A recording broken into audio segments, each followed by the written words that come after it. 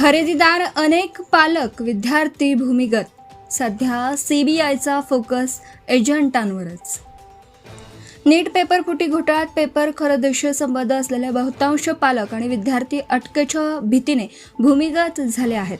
मात्र सीबीआयच्या तपासात फोकस सध्या प्रकरणाशी संबंधित कोचिंग क्लासेस व एजंटापुरताच मर्यादित आहे. नीट परीक्षेच्या पेपर फुटी व खरेदी प्रकरणात देशभरात किमान 1000 पालक विद्यार्थी कनेक्ट असावेत असा सीबीआयचा अंदाज आहे.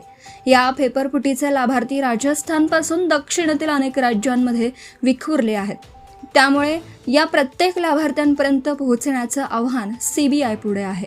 सीबीआयने तपासासाठी सध्या केवळ कोचिंग क्लासेस आणि पेपर विक्री करणाऱ्या एजंटांवरच लक्ष केंद्रित केले आहे.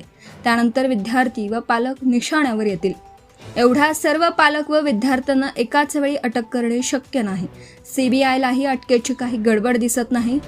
ज्याचा सहभाग जास्त त्याला अटक, तर इतरांना साक्षीदार बनवलं जाणार आहे.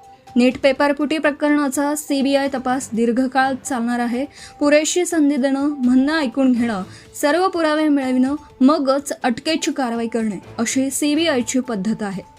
सीबीआय आपल्यापर्यंत केव्हाही पोहोचू शकतं याची जाणीव यात सहभागी असलेल्या प्रत्येकाला आहे. त्यामुळे अटकेच्या भीतीने बहुतांश पालक व विद्यार्थी भूमिगत झाले आहेत. सीबीआयला त्याची कल्पना आहे, मात्र त्यांच्या अटकेची आत्ताच तेवढी घाई नाही. कुठेही भूमिगत झाले तरी सीबीआय त्यांच्यापर्यंत पोहोचणारच आहे.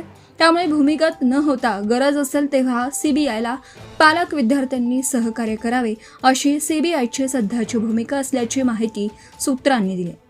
क्लासेस एजंट समुपदेशक निशाणावर. पेपरफुटी प्रकरणात मराठवाड्यात नांदेड आणि लातूर या दोनच जिल्ह्यात सर्वाधिक पाणी मुरल्याचं दिसतं. त्यामुळेच की काय या दोनच जिल्ह्यात सीबीआयचे पथक तळ ठोकून आहे.